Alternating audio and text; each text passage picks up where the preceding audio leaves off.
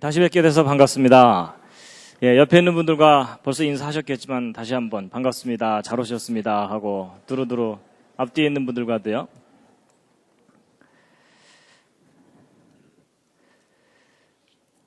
함께 읽으시겠습니다. 시작. 땅과 거기 충만한 것과 세계와 그 중에 거하는 자가 다 여호와의 것이로다. 아멘. 오늘 오신 여러분들을 환영합니다. 제가 오늘도 환영의 뜻으로 꽃을 준비했습니다. 이제 오늘은 11번째 주제인데요. 창세기 1장 1절의 비밀입니다. 함께 읽으시겠습니다. 드디어 이제 오늘 이 창세기 1장 1절을 이제 함께 읽으실 수 있는 기회가 왔습니다. 태초에 하나님이 천지를 창조하시니라 라는 이 말씀인데요.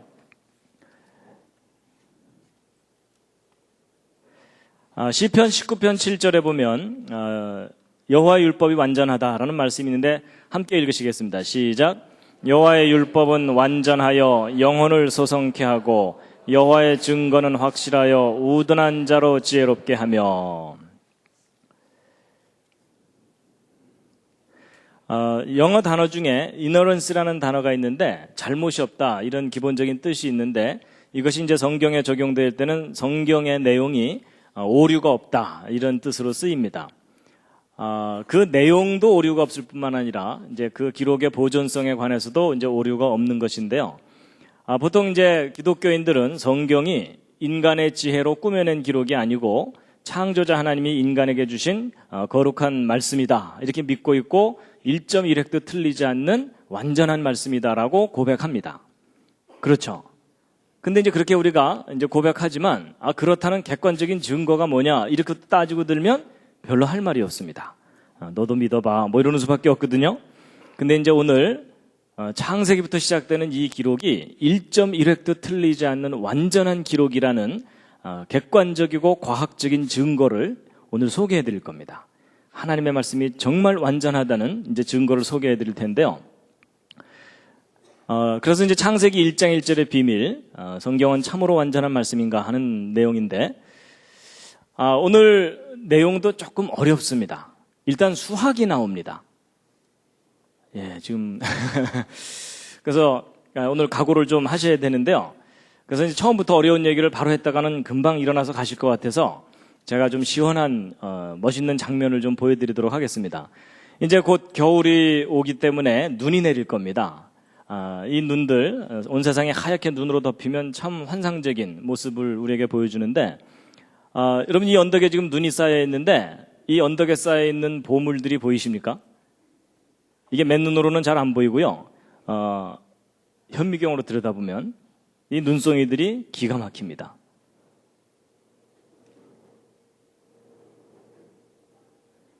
아마 눈을 이렇게 자세하게 보실 기회가 별로 없으실 겁니다. 현미경으로 실험실에서 들여다봐야만 저렇게 보이는 거거든요. 그래서 이제 이 눈송이들이 자랄 때 아주 작은 결정체가 점점 시간이 지나면서 이렇게 크게 이렇게 자라게 됩니다. 눈송이를 좀 감상을 하시겠습니다.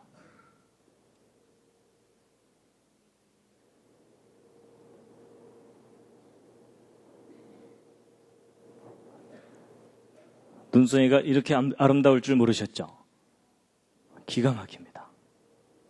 그래서 제가요, 여름에 냉채, 하여튼 이렇게 접시에다가 저런 거 디자인해서 팔면 잘 팔릴 것 같은.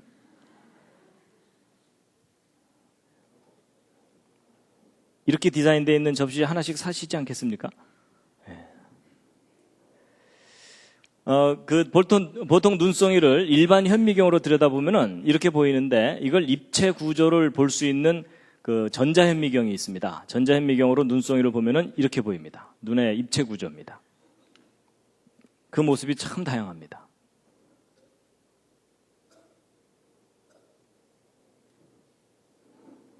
이건 꼭 장미꽃 비슷하죠?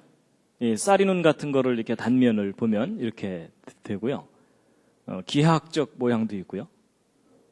티테이블도 있습니다. 그리고 육각 쟁반도 있고 너무나 다양하게 결정체를 이루고 있습니다. 온갖 모양이 다 있고요. 무슨 먼지 비슷한 모양도 있고 아이스크림 녹담한 것 같은 것도 있고요. 그래서 이 부분을 확대하면 이렇게 보이고 이 부분을 확대하면 이렇게 보이고 이걸 확대하면 이렇게 보이고 이 부분을 확대한 것이 이 오른쪽 사진이고 또 이 부분을 확대한 것이 이거고 더 확대하면 이렇게 보이고 계속 확대하면 이렇게까지 보입니다. 이건 가느다란 실에 눈꽃 같은 것이 핀 그런 것이죠.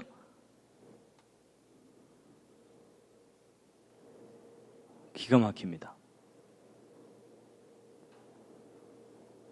이런 거 하나 이렇게 브로치 만들어서 딱 달면요.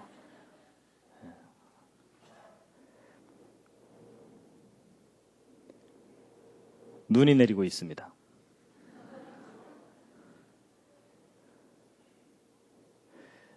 그런데 여러분 이 언덕에 쌓여있는 이 눈송이들 중에 똑같은 모양을 하고 있는 게 하나도 없다는 거 아십니까?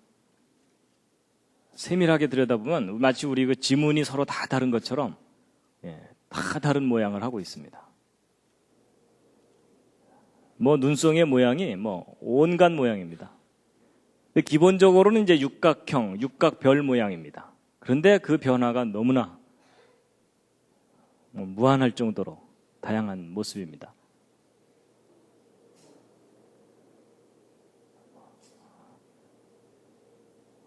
너무나 아름답죠.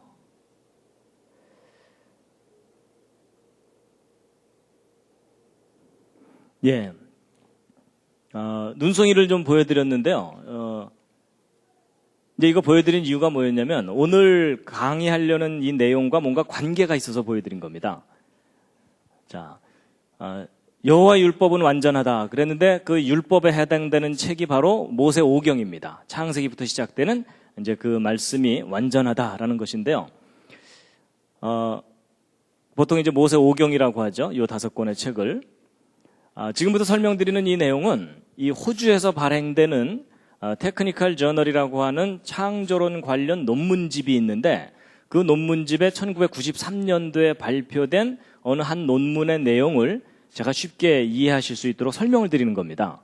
그래서 그 논문의 제목은 요 밑에 이렇게 나와 있습니다. 그래서 근본적인 주장, 신성한 첫 번째 그 메시지, 창세기 1장 1절 속에 초자연적인 설계의 증거가 있다 이겁니다.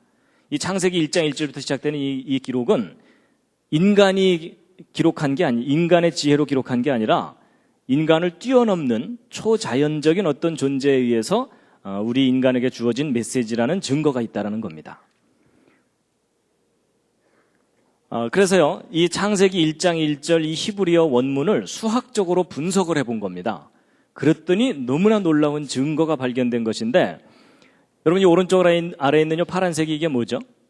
이게 이스라엘 국기입니다. 이스라엘 국기에 육각별이 그려져 있는데 이 이스라엘 국기의 이 육각별하고 창세기 1장 1절이 무슨 관계가 있습니다. 그리고 이 왼쪽에 있는 이 그림은 그 하나님께서 모세를 통해서 직접 지시하셔서 만들게 하신 성막입니다. 그렇죠? 근데 이 성막하고 창세기 1장 1절도 무슨 관계가 있습니다. 그래서 오늘 이런 것들에 관한 비밀을 이제 알려드릴 텐데요. 여러분 창세기 1장 1절 이 메시지를 수학적으로 분석한다는 말이 언뜻 이해가 잘 안 되시죠? 그렇죠? 그런데 이 히브리어는 이 수학적 분석이 가능한 문자입니다. 그래서요, 히브리어 알파벳을 보시면 모두 22개가 있는데 그 22개의 알파벳마다 각 알파벳마다 고유한 숫자 값들이 붙어 있습니다. 여러분 영어에 A, B, C, D에 숫자 값 붙어 있지 않죠? 뭐 A는 1, B는 이런 거 없죠? 우리말 기억, 니은, 디귿도 마찬가지고. 근데 이 히브리어는 알파벳마다 고유한 숫자 값이 이렇게 있어가지고 1부터 10까지, 10에서 100까지, 100에서 400까지 숫자 값이 있어서 알파벳이 곧 숫자입니다. 그래서 이런 것들은 이제 알파 뉴메릭 시스템이라 그래서 문자가 숫자 값을 갖고 있다 그렇게 하거든요. 근데 이런 구조를 가지고 있는 문자가 히브리어만 있는 게 아니고 헬라어, 라틴어 이런 것들이 숫자 값을 갖고 있는 문자들입니다. 알파벳들입니다. 그중에 가장 독특한 것이 이 히브리어입니다. 그래서 이제 이 히브리어 알파벳에 숫자 값이 있는 것에 대한 실제 예가 성경에 나옵니다. 어디에 나오냐면 여러분 마태복음 1장을 읽어보면 거기 예수님의 족보가 맨 처음에 나오죠. 그래서 아브라함과 다윗의 자손 예수 그리스도의 세계라 이러면서 예수님의 족보가 쫙 나오는데 이제 보통 사람들이 성경 한번 마음 먹고 읽어보려고 그러다가 구약은 두껍고 신약부터 읽어보자 이러고서 신약을 딱 펼치는 순간 이 족보가 나오는 바람에 포기하는 경우가 참 많습니다. 그렇죠? 근데 이제 예수님의 족보가 이렇게 길게 나오다가 17절에 그 족보에 대해서 요약이 되어 있는데 함께 한번 읽어보시겠습니다. 시작. 그런즉 모든 대수가 아브라함부터 다윗까지 14대요 다윗부터 바벨론으로 이거할 때까지 14대요 바벨론으로 이거한 후부터 그리스도까지 14대러라. 그래서 여러분 이 예수님의 족보에 14라는 숫자가 3번이나 반복해서 나오죠. 이제 보통 사람들이 마태복음 이게 읽다가 야, 뭐 14라는 숫자가 3번이나 나오네 이러면서 그냥 넘어가거든요. 근데 여러분 저 14라는 숫자가 3번이나 반복해서 나오는 이유가 있습니다. 그게 왜 그러냐면 여러분 이 예수 그리스도가 다윗의 자손이라는 것을 강조한 거거든요. 여러분 이 14라는 숫자가 뭐하고 관계되어 있냐면 다윗이라는 이름과 관계되어 있습니다. 여러분 다윗을 히브리어로 표기하면 다위드 이래서 영어로 따지면 DWD거든요. 근데 요것에 해당되는 숫자 값을 여기서 찾아보면 4, 6, 4죠. 요걸 싹 더하면 어떻게 됩니까? 그게 14가 됩니다. 그래서 다윗이라는 이름의 숫자 값이 14입니다. 근데 여러분과 저에게는 생소하지만 이스라엘 사람들에게는 저 정도는 상식입니다. 그러면 이 14라는 숫자가 바로 다윗이라는 이름과 관계된 숫자라는 거거든요. 그러면 이제 왜 14라는 숫자를 3번이나 반복해서 썼는지 그 비밀이 풀립니다. 여러분 마태복음은 누구를 위해서 쓴 복음서냐면 이스라엘 사람들을 위해서 쓴 복음서입니다.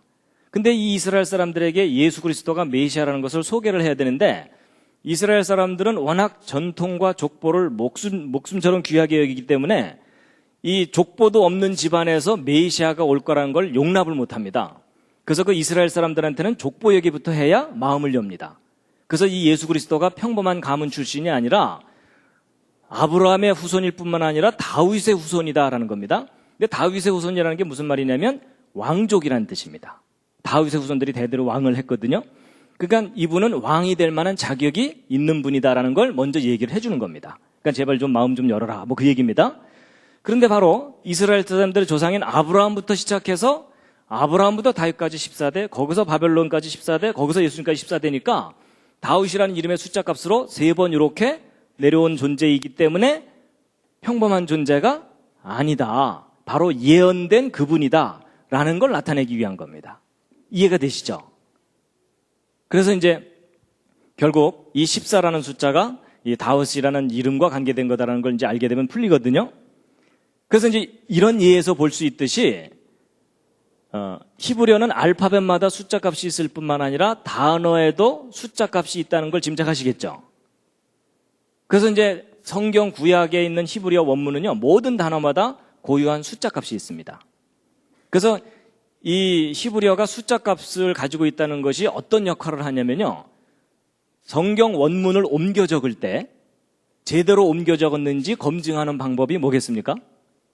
옮겨 적고 나서 숫자 값 다 합산해보면 1이라도 틀리면 중간에 한 글자 틀린 겁니다. 한 글자 이상. 그래서 성경을 완벽하게 옮겨 적는 데 결정적인 기여를 하는 그런 겁니다. 그래서 구약 성경이 완벽하게 보존된 이유 중에 하나도 이 수학적인 속성 때문에 그런 겁니다.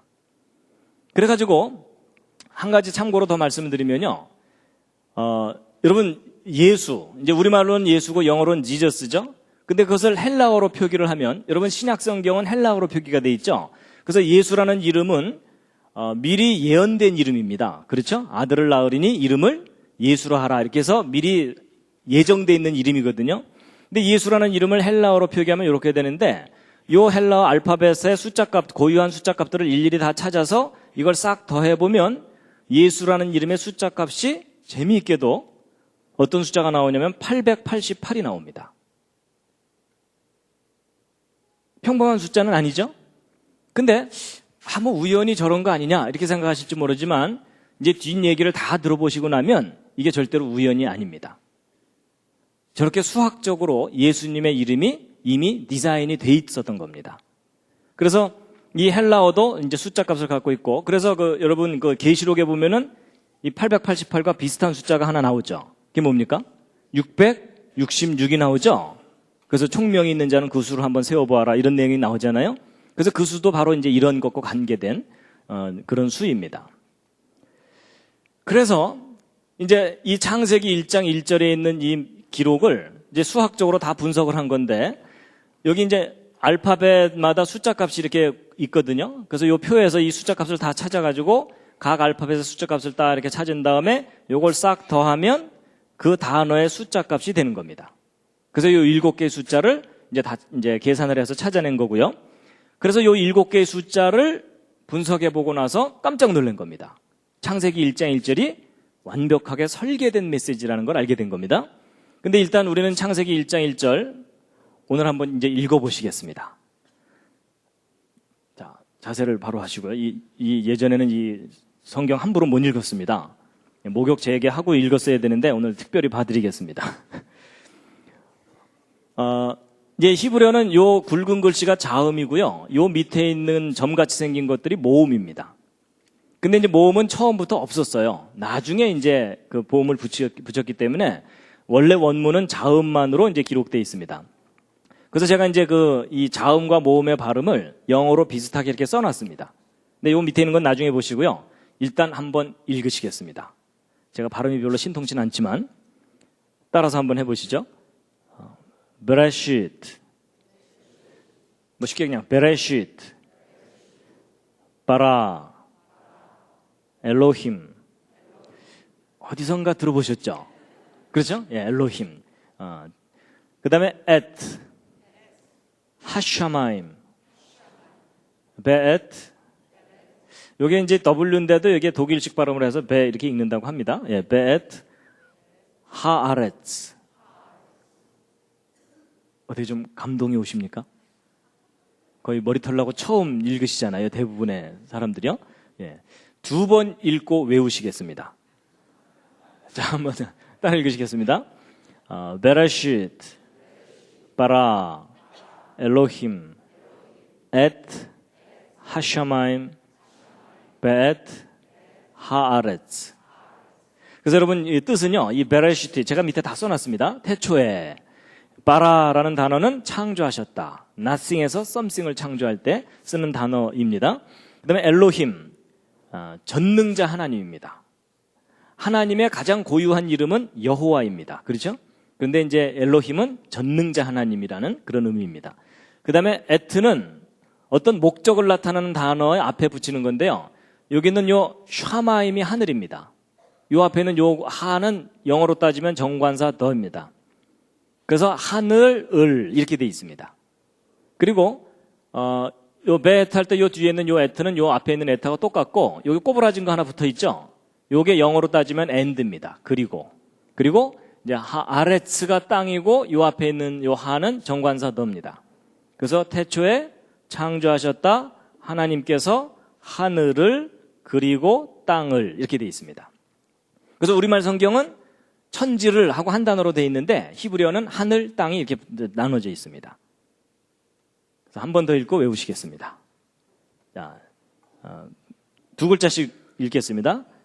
베레시트 바라 엘로힘 앳 하샤마임 베엣 하아렛. 자, 한번 읽어보시죠. 혼자서.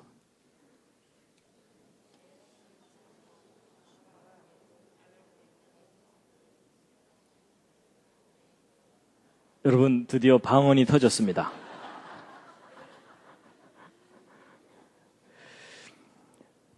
다 같이 한번 읽어보시겠습니다. 시작. 베레시트 바라 엘로힘 앳 하샤마임 베엣 하아렛. 예, 이제 바로 이제 이렇게 되는데요. 자, 여러분 이 창세기 1장 1절을 이게 이 숫자들을 수학적으로 분석한다라고 하면 이제 어떤 분들은 좀 저거 좀 이상하다 이런 생각이 드실 거예요. 뭐냐면 여러분 우리말 한글 맨 처음 훈민정음 창제됐을 때에도 사이시옷, 아레야 이런 거 있었죠. 근데 그게 중간에 없어졌잖아요. 근데 마치 그런 것처럼 이 히브리어 알파벳 22개도 원래 22개가 아니고 한 26개 됐는데 중간에 몇 개가 빠져나가거나 이러면은 이 숫자 값들이 다 틀려지게 되죠. 그럼 저 숫자 값들이 시대마다 자꾸 틀려진다면 이 창세기 1장 1절을 수학적으로 분석한다는 게 의미가 있겠어요? 없겠어요? 그게 의미가 없습니다. 그래서 우리가 이제 먼저 뭘 좀 확인해 봐야 되냐면 이 히브리어 알파벳 22개와 그 순서와 개수가 정말 변함이 없었는지 고유한 것인지를 확인 좀 해봐야 됩니다. 그래서 이제 그 확인을 좀 시켜드리면 이런 게 있습니다. 여러분 시편 111편 같은 경우 우리말 성경으로 읽으면 내용은 참 좋은데 번역을 해놨기 때문에 시의 운율이라든지 이 시적인 규칙성이 다 깨져 있습니다. 그렇죠? 그런데 이 시편 111편 원문을 보게 되면은 여러분 히브리어는 이제 시는 이렇게 행으로 돼 있잖아요. 근데 재미있는 것이 각 행의 첫 번째 단어의 첫 번째 알파벳을 쭉 따라가 보면 이게 무슨 순서냐면 히브리어의 알파벳 순서입니다. 그러니까 이게 삼행시를 지은 게 아니고 영어로 따지면 A로 시작되는 단어로 한 행, B로 시작되는 단어로 한 행, C로 시작되는 단어로 한 행, 이런 식으로 시를 지은 겁니다. 참 신기하죠? 근데 이런 시가 어쩌다 하나 있는 게 아니라 시편 속에 여러 편이 있습니다. 그래서 또 다른 시 중에 시편 34편 같은 경우는 아예 22절로 되어 있는데 이 히브리어 원문을 보면은 각 행의 첫 번째 알파벳을 쭉 따라가 보면 이게 히브리어 알파벳 순서입니다. 그래서 이 시편 중에 가장 독특한 시편이 시편 몇 편이냐면 여러분 시편 중에 제일 긴 시편이 있죠. 몇 편이죠? 119편이요. 그렇죠? 보통 성경 통독 한번 하려다가 시험 드는 곳이잖아요. 거기가. 에? 주여 비슷한 게 계속 지루하게 나오는데 계속 끝까지 읽어야 되겠사옵나이까? 건너뛰면 안 될까요? 뭐 이러면서 이제 그러는 부분이잖아요. 그래서 여러분 그 시편 119편을 우리말 성경으로 읽으면 내용은 참 좋아요. 그래서 예를 들어 뭐 청년이 무엇으로 그 행실을 깨끗게 하리까? 뭐 이렇게 쭉 나오는 좋은 내용이거든요. 근데 이미 번역을 해놨기 때문에 시적 규칙성이 깨져 있어요. 굳이 우리말 성경에서 규칙을 하나 찾자면 동그라미가 일정한 간격으로 있다. 이것밖에는 없어요. 그런데 여러분 이 동그라미가 일정한 간격으로 있는 이유가 있습니다. 그게 왜 그러냐면 히브리어 원문을 보면 어떻게 돼 있냐면 여러분 1절부터 8절까지 맨 처음 첫 번째 알파벳이 다 똑같죠. 그러니까 영어로 따지면 A로 시작되는 단어로 8행을 시를 짓고 B로 시작되는 단어로 8행을 시를 지은 거예요. 이런 식으로 시를 지은 게 시편 119편입니다. 그래가지고 앞에만 보여드리면 아니라 그럴까봐 뒤까지 다 확인시켜드리면요. 알렛, 베트, 김멀, 달레, 해, 와우, 자인 이래가지고 시편 119편이 계속 8행씩 쫙 시작되어 있습니다. 근데 이렇게 계속 보여드리면 어떤 분들이요. 야, 내가 히브리어 모른다고 좀 똑같은 거 계속 보여주는 거 아니냐. 뭐 이런 분들이 가끔 계시더라고요. 근데 이제 그게 아니라 이렇게 해갖고 맨 마지막 타우까지 해가지고 8행씩 22개. 그래서 176절입니다. 그래서 시편 119편이 176절인 이유가 바로 이런 구조이기 때문에 그렇습니다. 그래서 이 시편 119편은요. 각 행마다 어떤 단어가 꼬박꼬박 하나씩 들어있냐면 말씀과 관계된 단어가 꼬박꼬박 들어있습니다. 그래서 말씀, 율례, 계명, 법도, 규례 이런 단어가 그래서 시편 119편은 하나님의 말씀을 찬양한 시입니다. 그래서 이제 바로 이런 시들이 지금 보여드린 이런 시들이 한 3,000년 전쯤에 지어진 시들입니다. 근데 3,000년 전에 알파벳 개수와 순서하고 지금 현재 알파벳 개수와 순서가 똑같습니다. 그러니까 아까 말씀드린 대로 이 창세기 1장 1절 히브리어 원문을 수학적으로 분석하는 일이 의미가 있을 수 있겠죠. 예. 그래서 이제 결국 이 창세기 1장 1절에는 이 숫자들을 분석을 한 건데요. 일단 여러분 단어마다 숫자 값이 있다면 창세기 1장 1절 전체 문장도 숫자 값이 있겠죠. 그 숫자 값은 요 7개의 숫자를 싹 더하시면 됩니다. 각자 출신, 주산, 암산 학원의 명예를 걸고 창세기 1장 1절 이 메시지의 숫자 값을 한번 계산해 보시죠. 얼마가 나옵니까? 네, 하여튼 그건 따로 한번 계산해 보시고요. 자, 지금부터 1분을 드리겠습니다. 1분을 드릴 테니까 이 7개의 숫자를 유심히 보시면서 저 속에 뭔가 특별한 계시가 들어있지 않는가 한번 관찰해 보시기 바랍니다.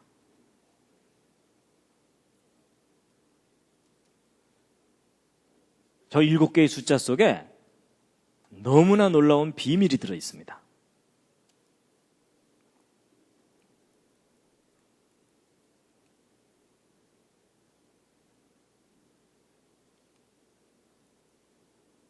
혹시 뭔가가 보이는 분들은 손을 한번 이렇게 들어주시면.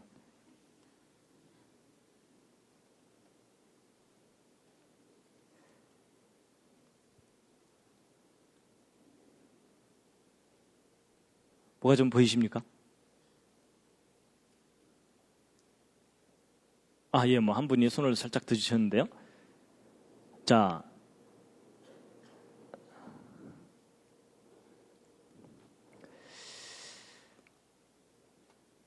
뭐가 보이신 분? 뭐가 좀 특별한 게 보인다? 거의 없으실 겁니다. 예, 이거 하루 종일 봐도 안 보입니다. 자, 그런데 이제 보세요. 아주 기본적인 것부터 한번 차근차근 생각해 보겠습니다. 여러분이 7개의 숫자를 딱 보는 순간 저 속에 뭔가 특별한 게 들어있겠구나라는 생각이 드는 그런 숫자들입니까? 아니면 그냥 평범한 숫자들처럼 보이십니까? 그냥 평범한 숫자들처럼 보이시죠? 저 속에 뭐 특별한 게 들어있을 거라고 생각이 안 되시죠? 근데 그 점이 참 중요합니다. 너무나 평범한 숫자들이라 저 속에 뭔가가 들어있을 거라는 걸 아무도 몰랐어요. 그런데 놀랍게도 저 평범한 저 숫자들 속에 하나님께서 기가 막힌 비밀을 넣어두셨거든요. 여러분 옆에 있는 분 한번 살짝 보시죠. 평범해 보이십니까? 아주 특별해 보이십니까? 예, 그냥 옆집 아저씨죠? 근데 여러분 옆에 앉은 분이 평범해 보인다고 무시하지 마시기 바랍니다. 그 안에 얼마나 귀한 게 들어있을지 아무도 모릅니다. 여러분 보통 예수님이 등장하는 그 영화 같은 걸 보면 예수님이 참 미남으로 나오죠. 근데 그게 별로 성경적이지 않다는 거 아십니까? 여러분 성경을 참고해 보면은 예수님의 외모에 대해서 어느 정도 나오거든요. 예수님은 절대로 미남이 아니셨습니다. 그래서 여러분 이사야서에 보면요, 그가 이제 메시아예요. 메시아 그분은 주 앞에서 자라나기를 연한 순 같고 마른 땅에서 나온 줄기 같아서 이렇게 돼 있는데, 여러분 마른 땅에서 나온 줄기 보셨습니까? 멋있는 경우가 거의 없습니다. 그렇죠? 빌빌빌 해갖고 도대체 저게 구실이나 제대로 할까 이럴 정도로 아주 볼품없거든요. 그래서 우리의 보기에 흠모할 만한 것이 없도다 이렇게 돼 있어요. 예수님의 그 외모에 관해서. 그래서 여러분 여기 계신 분 중에 제일 잘생긴 분은 결코 예수님을 닮은 분이 아닙니다. 상당히 위로가 되시죠? 그래서 여러분 평범하다고 무시하시면 안 됩니다. 그래서 이 7개의 숫자가 저 속에 아무것도 없을 것처럼 생각됐는데 놀라운 사실이, 여러분 이 7개의 이 숫자들을 2개 또는 3개씩 이렇게 한번 더해봤어요. 더해봤더니 예를 들어 태초에 하나님이 요 두 숫자 값을 더했더니 999가 나와요. 뭐 어쩌다 하나는 나올 수 있겠죠? 그런데 창조하셨다 하늘을 요 세 단어의 숫자 값을 더했더니 또 999가 돼요. 좀 이상하죠? 그래서 이번에는 하나님, 하늘, 땅 요 세 숫자를 더했더니 이 세 숫자를 더하면은 777이 나와요. 점점 이제 우연이 아닐 거라는 생각이 드시죠? 그리고 하나님, 하늘, 땅 요 세 숫자를 더했더니 888이 나오는 거예요. 자, 이제 이 대목에서 이제 문과분들은 감이 안 오실 겁니다. 뭐 우연히 그럴 수 있겠지 이런 생각이 드실지 모르지만요, 여러분 숫자에 대해서 약간 감각이 있는 분들은 저게 절대로 우연히 일어날 수 있는 일이 아닙니다. 여러분 오늘 밤에라도 집에 가서 한번 해보세요. 아무 숫자나 7개 써놓고 그 중에 2개, 3개씩 더했을 때 저런 규칙성을 갖는 숫자가 어쩌다 하나 발견되는 건 가능할 수가 있는데 4개나 발견되는 것은 확률적으로 거의 불가능합니다. 이게 무슨 얘기냐면 누군가가 일부러 저렇게 수학적으로 디자인을 해놓지 않는 이상 저런 일은 일어나지 않는다는 얘기입니다. 그럼 누군가가 일부러 이렇게 해놓은 거라는 뜻이잖아요? 그럼 적어도 이 메시지를 생각한 그 사람은 저 내용을 알고 있었다는 뜻일 겁니다. 근데 여러분 이 999, 888, 777의 기본 숫자가 111이죠. 그럼 이 111이 이제 정수배가 되는 숫자들인데 이 111이 이제 열쇠를 갖고 있는 숫자인데 자, 이게 이제 무슨 수하고 관계되어 있냐면요. 여러분 동전을 예를 들어 탁구공이 이렇게 있으면 그 탁구공 똑같은 크기의 탁구공을 옆에다 딱 붙이면은 정확하게 6개가 딱 붙습니다. 그리고 이런 식으로 해서 계속 붙여나가게 되면은 아주 질서정연한 패턴이 얻어지는데 이 우주의 가장 기본적인 질서라고 볼 수 있는 이제 건데 이 공을 가장 컴팩트하게, 가장 짜임새 있게 이제 조밀하게 쌓을 수 있는 구조입니다. 근데 이제 이게 바로 저런 구조가 어디서 발견되냐면 여러분 성경에서는 금, 정금을 아주 귀하게 여기거든요. 근데 금을 이렇게 눈으로 볼 때는 안 보이는데 전자현미경으로 그 내부 구조를 조사해 보면 금을 이루고 있는 원자들이 이런 식으로 배열되어 있습니다. 그래서 여러분이 손오공처럼 조그매져 갖고서 저 금 속을 들어가잖아요. 그러면 원자들이 이렇게 군대처럼 배열되어 있는 것을 보시게 됩니다. 아주 장관이죠. 그래서 참고로 재미있는 장면을 하나 보여드리면요.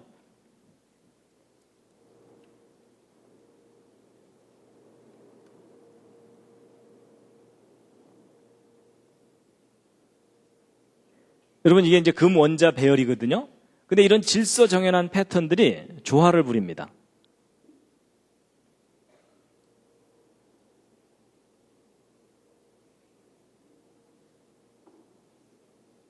매직입니다.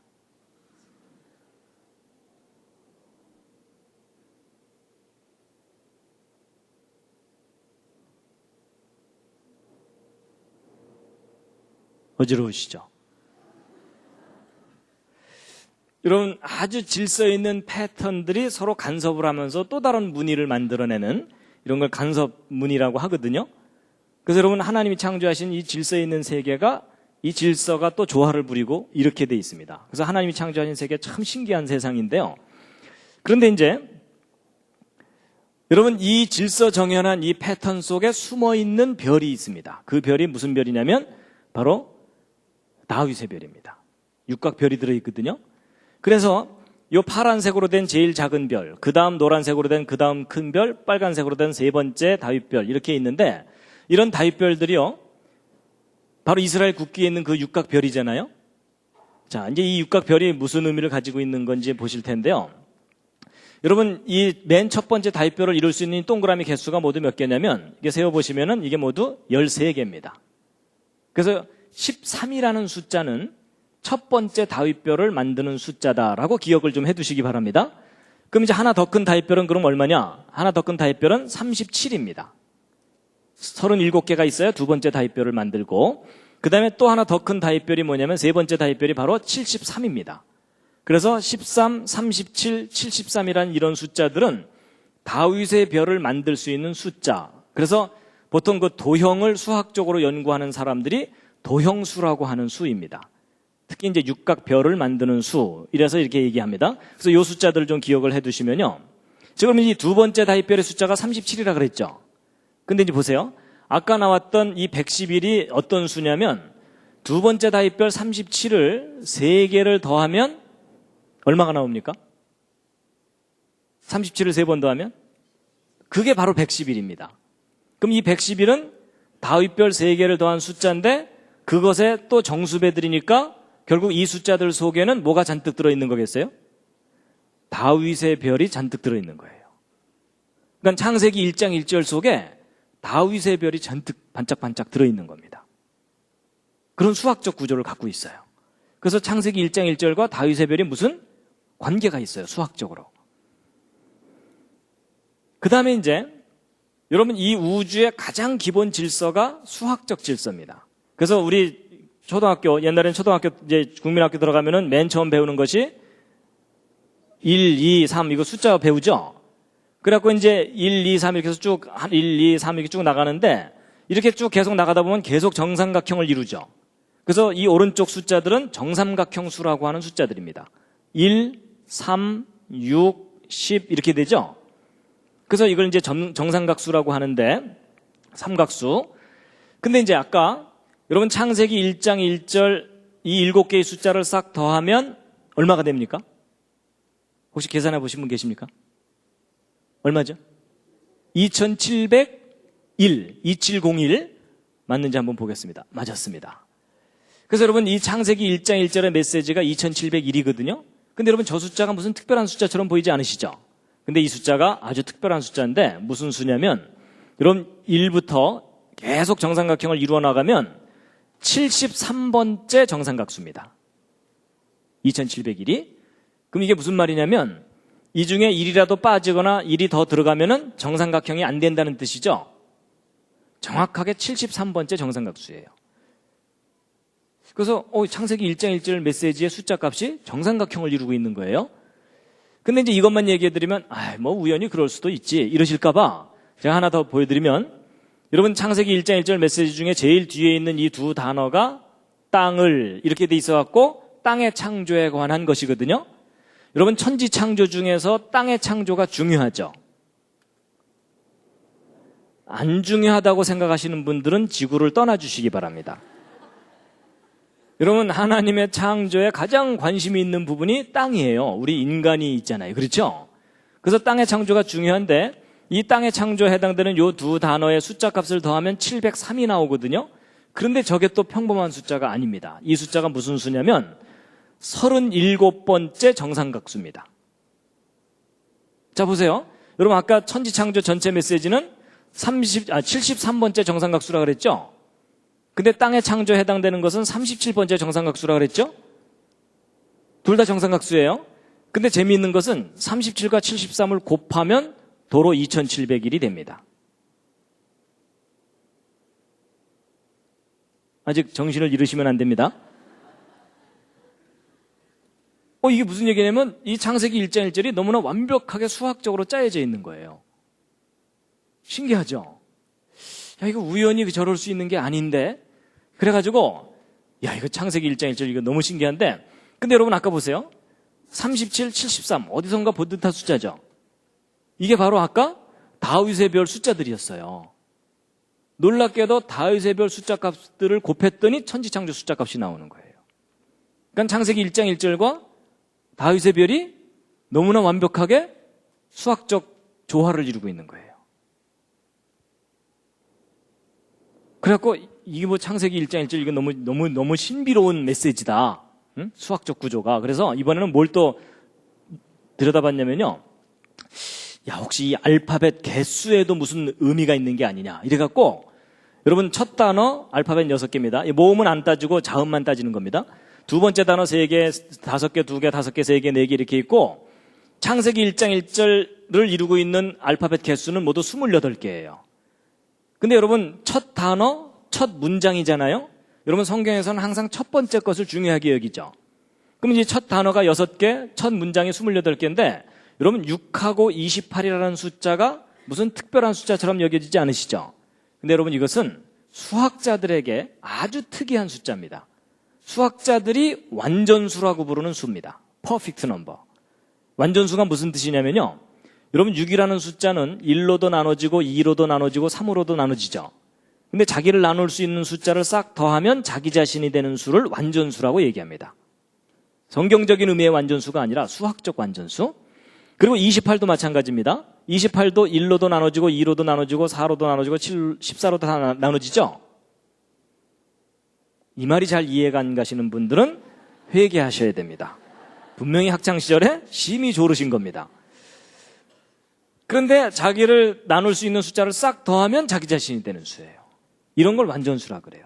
근데 희한하게도 첫 번째 단어의 알파벳 개수와 첫 문장의 알파벳 개수가 둘 다 완전수인 거예요. 그래서 이제 뭐 6도 완전수고 28도 완전수니까 어떤 분들도 생각하기를 야 이게 뭐 자주 있는가 보다. 50쯤에도 완전수가 또 있고 100쯤에도 또 있고 자주 있나? 아닙니다. 여러분 이런 놀라운 특징을 가진 완전수는 1부터 3천만까지 3천만 개의 숫자 중에 4개밖에 없습니다. 그 중에 첫 번째 완전수가 첫 단어의 알파벳 개수, 두 번째 완전수가 첫 문장의 알파벳 개수인 것도 우연일 수도 있겠지만 지금까지 상황으로 봐서 이제 또 우연이 아닐 가능성이 높죠? 누가 일부러 이렇게 한 거라는 거예요? 그리고 또 재밌는 것은 이 6하고 28이 아까 말씀드렸던 정삼각수 중에 세 번째 정삼각수, 일곱 번째 정삼각수예요. 그러니까 얘네들은 완전수이면서 정삼각수이기까지 한 거예요. 근데 여러분 아까부터 이상하게 3이라는 수하고 7이라는 숫자가 좀 자주 나오죠. 그래서 창세기 1장 1절을 보면은 희한하게도 이 다윗의 별과 관계된 숫자들의 완벽한 조화를 이루고 있어요. 잠시 기지개 한번 켜시겠습니다. 지금 상당히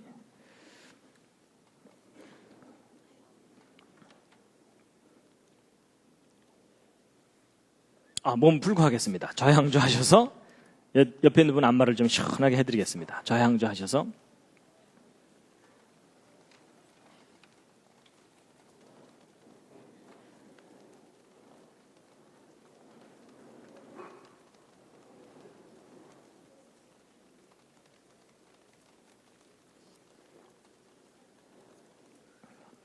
혼자 계신 분들은 혼자서라도 좀 이렇게 팔을 좀 이렇게 반대로도 해주시고요. 반대로도.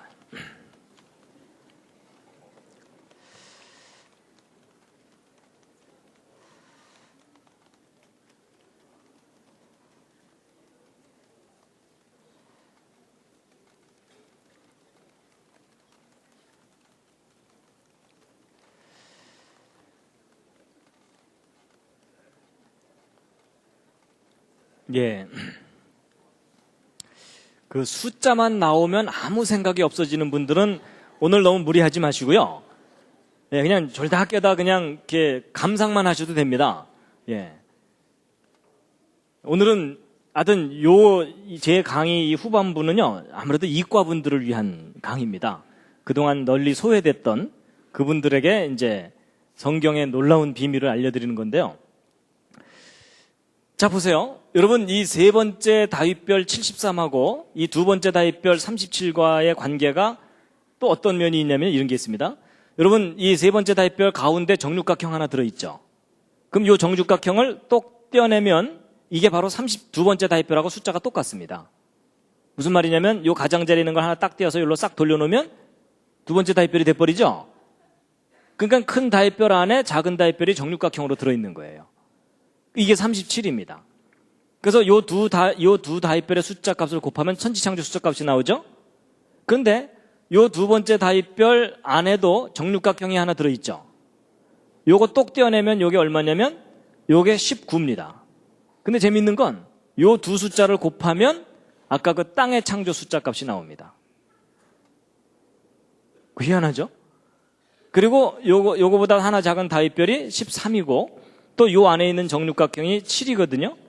근데 이 7, 13, 19, 37, 73 이 육각형이나 육각별을 이루는 이 숫자들은 수학으로 보면은 이게 다 소수입니다. 소수는 영어로 프라임 넘버라 그래서 1과 자기 자신 이외에는 안 나눠지는 숫자입니다. 뭐 2로도 안 나눠지고 3으로도 안 나눠지고 다른 수로 나눠지지 않는 수예요. 그런 희한한 숫자들로 창세기 1장 1절에 이루어져 있습니다. 근데 여러분 이 다윗의 별은 기본적으로 정삼각형과 정육각형이죠. 근데 여러분 정삼각형과 정육각형의 가장 작은 단위가 3하고 7입니다. 근데 여러분 성경에서 3이라는 숫자가 기본적으로 상징하는 것이 뭐죠? 하나님의 신성에 관한 수입니다. 그렇죠? 성부, 성자, 성령. 7은 기본적으로 무슨 의미가 있죠? 하나님의 천지창조수입니다. 그렇죠? 6일 동안 창조하시고 하루를 쉬셨죠? 그래서 이 두 숫자가 뭐냐면 하나님의 천지창조 이렇게 풀이될 수 있는 숫자거든요. 근데 여러분 아까 37, 73이 다 3하고 7로 이루어진 수들이잖아요. 그렇죠? 하나님의 천지창조와 관계된 수들입니다. 그래서 여러분 우리가 살고 있는 이 물리적인 우주는 기본적으로 시간과 공간과 물질이라는 것으로 이루어져 있습니다. 그런데 그 시간은 과거, 현재, 미래라는 속성이 있고 공간은 X, Y, Z 세 축이 있어야만 표현이 가능합니다. 그래서 3차원이라 그러죠. 그 다음에 물질은 기본적으로 고체, 액체, 기체가 세 가지 형태가 있거든요. 그래서 희한하게도 이 우주는 3이라는 속성으로 이렇게 짜여져 있습니다. 그래서 이제 저것을 나름대로 이렇게 생각하는 분들이 있습니다. 이 우주를 창조하신 창조자 하나님께서 우리 사람에게 하나님 자신의 모습을 세 가지로 표현하셨거든요. 아버지 하나님, 아들로서 이 땅에 오신 하나님, 성령 하나님. 그래서 창조하신 그 하나님의 그 삼위의 그 속성이 그분이 창조하신 이 우주 안에 이러한 패턴으로 표현되어 있는 게 아니겠느냐라고 이해를 하는 분들도 있습니다. 그건 참고로 말씀을 드렸고요. 그래서 어쨌든 이 창세기 1장 1절이 놀랍게도 다윗의 별과 아주 강하게 관련이 되어 있는데요. 아까 제가 그 눈송이를 보여드렸던 이유가 이제 바로 그겁니다. 여러분 보세요. 이 눈송이를 보시면은 다윗의 별 모양이죠. 그렇죠? 여러분 이스라엘 국기도 그 속에 다윗별이 있잖아요. 저 다윗의 별이 어떤 메시지하고 관련이 있다고요? 태초에 하나님이 천지를 창조하시라는 메시지예요. 그래서 그 다윗의 별, 그러니까 창세기 1장 1절을 의미하는 상징이 다윗의 별입니다. 그러니까 이스라엘 국기가 펄럭일 때마다 무슨 메시지가 펄럭이는 거겠어요? 태초에 하나님이 천지를 창조하시니라라는 메시지가 펄럭이는 겁니다. 여러분 그 보통 그 자동차 타고 가다 보면은 빨간 바탕에 하얀 줄 하나 있는 거 있죠? 그게 무슨 뜻입니까? 진입 금지죠. 그렇죠? 아니 제가 무슨 말을 하려는 거냐면요. 여러분 팻말에다가 진입 금지 이렇게 써놓는 것보다는요. 동그라미에다가 하얀 바탕만 딱 그려놓고 나면 멀리서도 보면서 절로는 들어가지 말라는 거라는 것을 아주 금방 알 수 있죠. 그런 걸 상징이라고 얘기하잖아요. 마찬가지입니다. 태초에 하나님이 천지를 창조하시라는 이 긴 메시지를 하나의 상징으로 딱 표현한 상징이 그게 뭐겠습니까? 그게 다윗의 별입니다. 그러니까 우리가 다윗의 별을 보면 어떤 메시지를 떠올려야 돼요? 이걸 이제 이 내용을 알았다면 태초에 하나님이 천지를 창조하시니라. 이제 이해가 좀 되셨습니까? 그럼 여러분 이 눈송이 디자인하신 분이 누구죠? 하나님이시죠. 그럼 하나님께서 저 눈송이 굳이 저런 모습으로 디자인을 하셨잖아요. 그러면 저 눈송이가 우리에게 상징하는 메시지가 뭐겠습니까?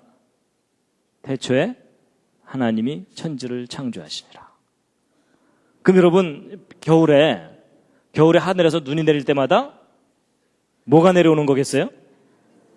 하늘에서 엄청난 메시지가 펑펑 내려오는 거예요. 그럴 줄 모르셨죠? 하늘에서 내려올 때마다.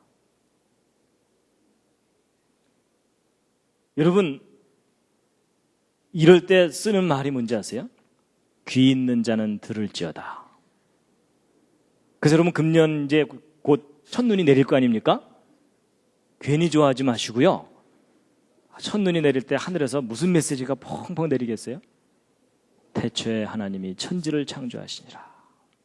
그 메시지가 하늘에서 내려오는 겁니다. 여러분 하나님께서 눈송이 만드시면서 얘네들이 왜 자꾸 육각형만 되냐 뭐 이러셨을까요?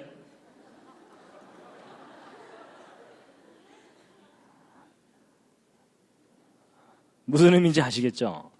여러분 하나님께서 다 저렇게 여러분 참새 한 마리도 하나님의 뜻이 아니면 땅에 안 떨어진다고 되어 있거든요. 모든 것에는 다 하나님께서 이유를 두셨고 의미를 두셨어요. 눈송이도 그냥 대충 이게 뭐 멋있어 보이네 이러면서 만드신 게 아니라는 얘기입니다. 위대하신 하나님의 창조물입니다. 그래서 보세요. 하늘에서 엄청난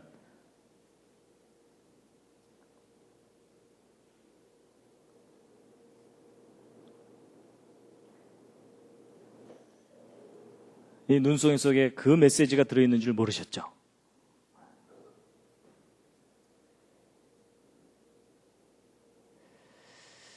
자, 그래서 이제 창세기 근데 자, 여기서 이제 한 가지 이제 꼭 말씀드리고 넘어가야 될 게 하나 있습니다. 뭐냐면 제가 이제 창세기 1장 1절을 이렇게 막 수학적으로 막 이렇게 설명을 드리면 어떤 분들은요. 좀 부정적인 생각을 하더라고요. 별 이상한 짓을 다 하네. 뭐 이런 반응을 보이는 분들이 실제 있어요. 근데 여러분 이제 이 부분을 차분하게 잘 생각하셔야 됩니다.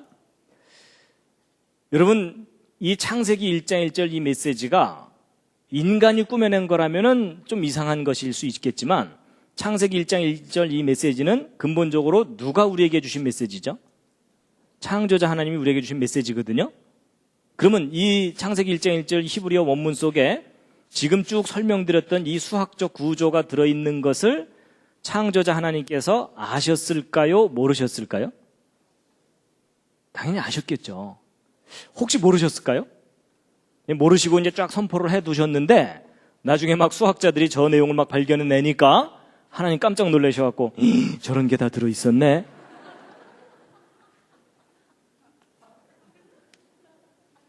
여러분 그 상황은 아니죠. 맞죠? 여러분 만약에 하나님이 모르셨다면은 하나님은 기본적으로 전능하신 분이 아니에요. 전지전능하신 분이 아닌 거예요. 그렇죠? 여러분 하나님이 의도하지 않으셨는데 또 저런 구조가 있을 수 있을까요? 아니죠. 여러분 바로 그 점을 놓치시면 안 됩니다. 여러분 우리가 차분하게 생각해보면 하나님이 아시는 정도가 아니고 저거 누가 디자인하셨겠습니까? 창조자 하나님께서 하신 일입니다. 그걸 오늘날 수학을 하는 사람들이 발견해낸 것일 뿐이고요. 그럼 우리가 이상하다고 생각할 게 아니라 왜 하나님께서 저렇게 해놓으셨을까를 이제 깨달아야만 됩니다. 맞죠? 예. 왜냐면요, 제가 이런 부분을 안 짚어드리고 제가 어디 가서 강의를 해드렸더니 저거 이단하뇨? 뭐 이러시더라고요. 그래서 이게 잘못하면 오해를 할 수가 있겠구나 싶어서 가장 기본적인 부분을 이제 짚어드린 겁니다. 예. 여러분 하나님이 의도하지 않으셨는데 저런 게 들어있을 수가 없습니다. 조작한다고 저렇게 들어가 있는 게 아닙니다. 조작한다고는 안 됩니다. 인간이 조작한다고 될 수 있는 일이 아닙니다. 자, 그런데 이제 시작입니다. 하여튼 오늘 일찍 집에 돌아가시기는 틀렸습니다. 예, 포기하시고요. 저하고 아예 오늘 이 내용을 끝내고 가셔야 됩니다.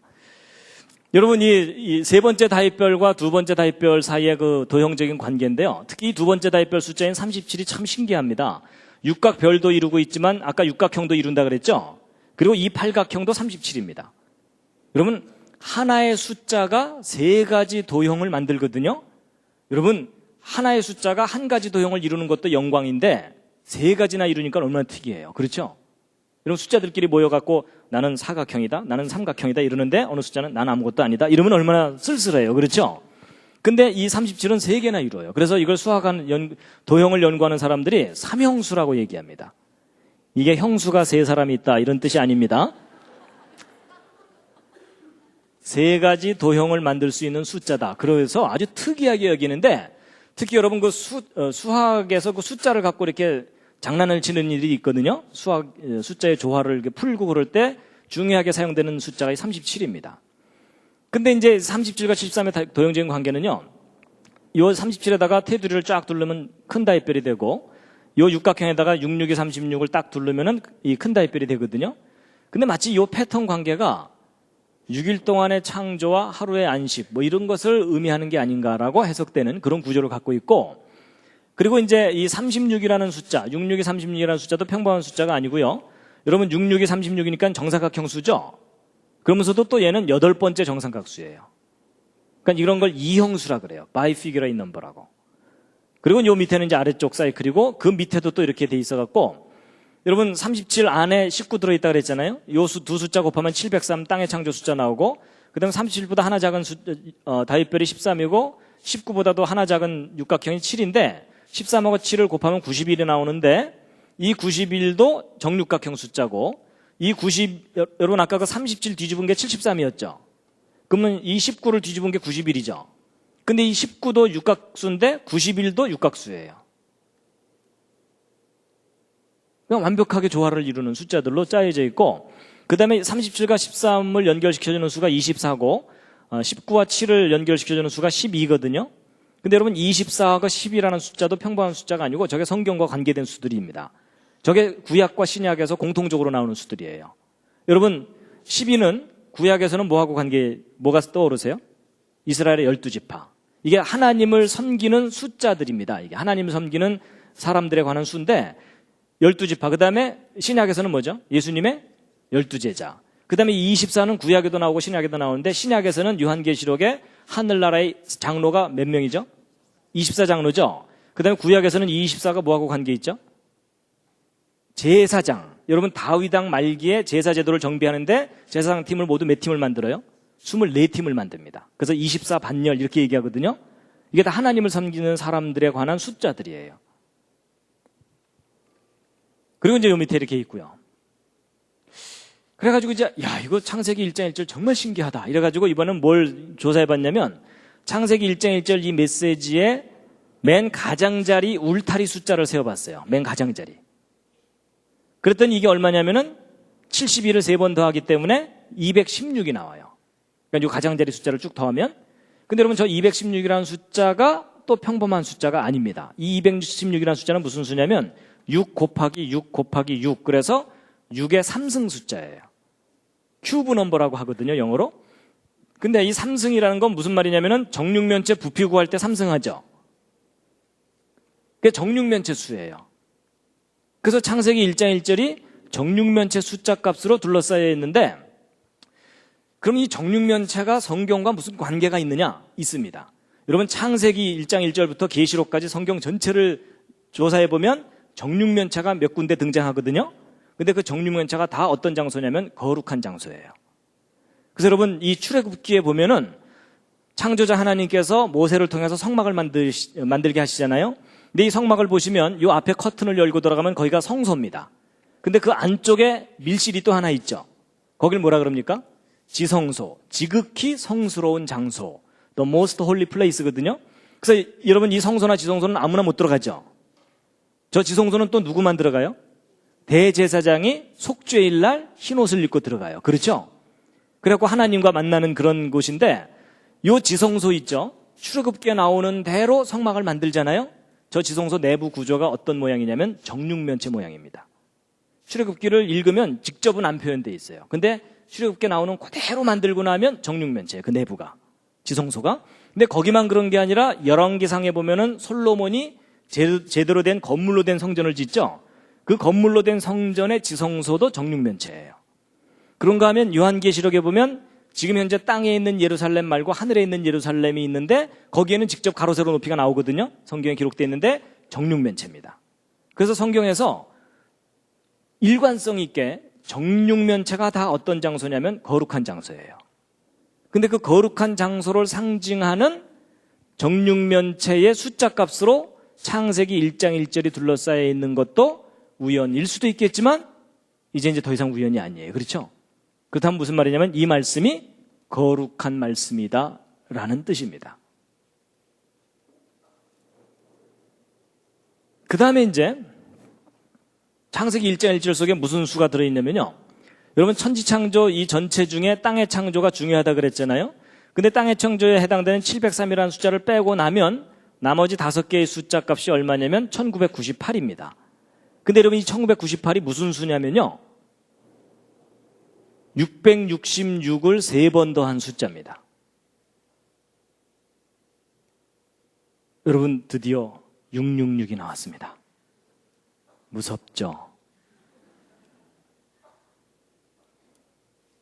여러분 아까 그 계시록에 나온다고 하는 666 있죠? 그 숫자가 놀랍게도 창세기 1장 1절 속에 저렇게 수학적으로 계시가 돼 있어요. 근데 여러분 이 666도 정삼각형 수예요. 36번째. 그래서 이 땅의 창조 703을 가운데다가 두고 나면 666이 이 땅을 포유하고 있는 듯한 모습을 하고 있어요.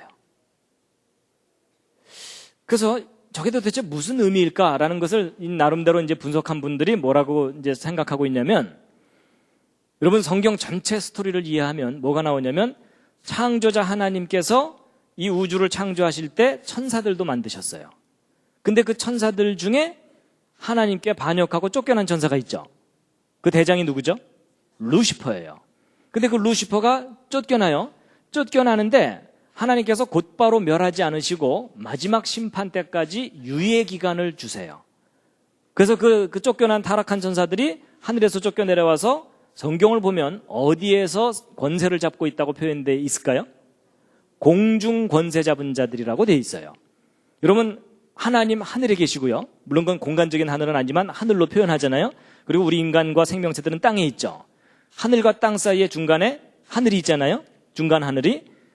근데 이 공중 권세 잡은 자들이 여러분 하늘과 땅 사이에 커뮤니케이션을 해야 되잖아요. 서로 교통을 해야 되죠. 근데 그것을 중간에 가로막고 있는 존재가 바로 어둠의 세력들이에요. 그렇죠?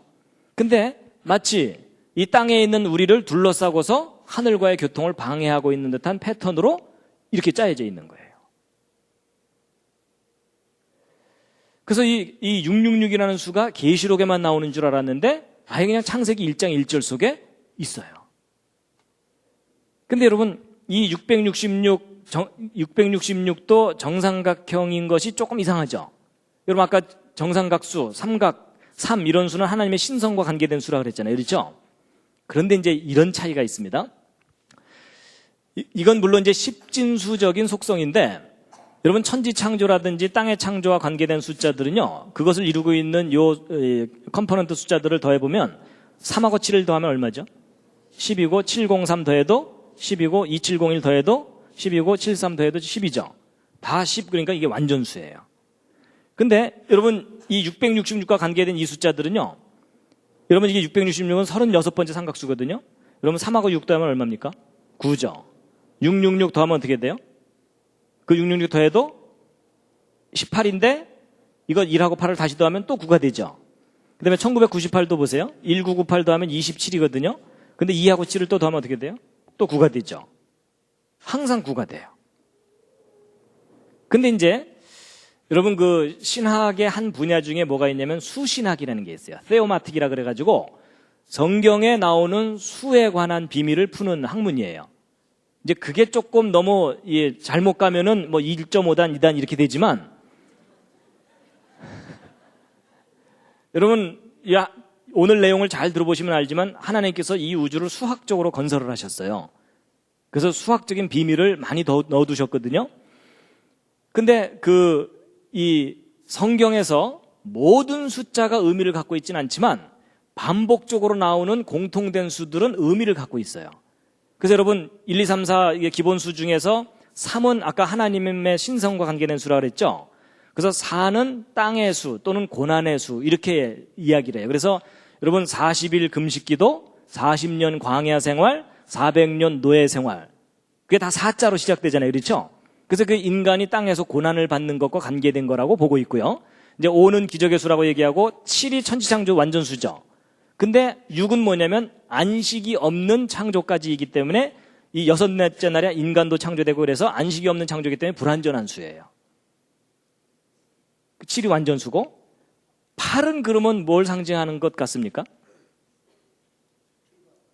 새로운 시작입니다. 새로운 출발.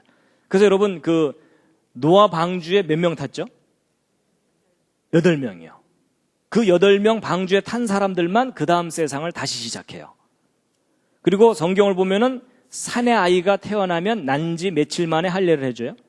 8일 만에 할례 해주죠? 새로운 시작을 의미하는 겁니다. 그리고 예수님도 이 땅에 오셔서 이 마태복음 5장에 그 천국에 대해서 얘기하시면서 팔복을 얘기하시죠? 근데 그 팔복이 다 하늘나라에 관한 얘기예요.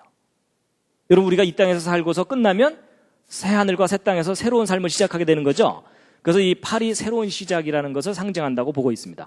그래서 여러분 아까 그 예수 그리스도의 이름의 숫자 값이 헬라어로 몇이었어요? 888이었죠. 예수 그리스도와 함께하면 새로운 세상을 다시 시작할 수 있다는 것이 상징적으로 그 속에 들어있다라고 보고 있어요. 그래서 아들을 낳으려니 이름을 예수라 하라고 아예 정해주셨어요. 그리고 이제 아까 10이 완전수라 그랬죠? 그럼 9는 뭐냐? 완전하지 못한 불완전한 수예요. 그래서 뭐 반역의 수, 거절의 수 이렇게 이제 의미를 부여합니다. 근데 이 666과 같은 이런 부정적인 의미를 갖는 적그리스도의 수라고 하는 저 수가 9로 이렇게 돼 있어요. 그럼 이게 무슨 말이냐면요. 사탄은요, 하나님 행세를 하는데 완전하지 않아요. 여러분, 사탄의 최고의 목적이 뭘까요? 하나님이 창조하신 모든 피조물로부터 하나님 대신에 자기가 경배받는 거예요. 그래서 여러분 예수님 시험할 때도 내게 경배하라고 그러잖아요. 그렇죠? 근데 여러분 가짜가 진짜 행세를 해야 되는 거잖아요. 사탄이 자기가 하나님인 척 해야 되잖아요. 그러니까 가짜가 진짜 행세를 하려면 진짜 닮아야 되는 거 아시죠? 그래서 여러분 그 나이키, 나이스 이런 거 있잖아요. 아디다스, 아디도스 뭐 이런 거 기억하시죠? 그래서 여러분 보통 대부분의 사이비 이단 종교들이 정통 종교를 모방하는 이유가 정통 종교를 모방해야 장사가 잘 되거든요. 이해가 되시죠? 그래서 사탄도요, 자기가 독자적으로 비즈니스를 못하고 꼭 자기가 하나님인 척하면서 사람들을 유혹하고 거짓말로 속여서 지옥으로 데리고 가는 겁니다. 그러니까 사탄도 자기도 삼각형을 666이 정삼각수거든요. 자기도 하나님인 척하는데 문제는 사탄은 항상 부족해. 완전하지 못해요. 그래서 하나님과 사탄의 차이가 뭐냐면, 여러분 나중에 성경을 보시면 그 사탄이요, 막 하늘에서 불을 내리기도 하면서 사람들을 할 수 있거든 미혹하게 할 거라고 돼 있어요. 막 기적을 일으킨다는 뜻이에요. 그런데도 그러면서 사람을 미혹하게 한다고 돼 있기 때문에 사탄도 능력이 아주 커요. 근데 하나님과 사탄의 차이는 완전하신 분과 완전하지 못한 존재의 차이입니다. 그래서 이제 그런 의미가 이 속에 다 들어있다라고 보고 있습니다. 자, 이제 여기까지 쭉 설명드렸는데, 아직 괜찮으시군요, 상태가. 네, 잠시 한번 또 기지개를 살짝 켜시겠습니다.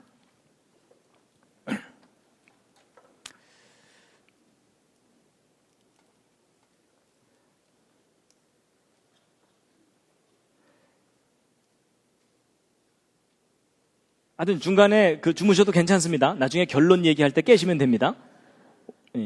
자, 이런 모든 설명을 바탕으로 정말 중요한 결론을 오늘 말씀드리게 될 텐데요.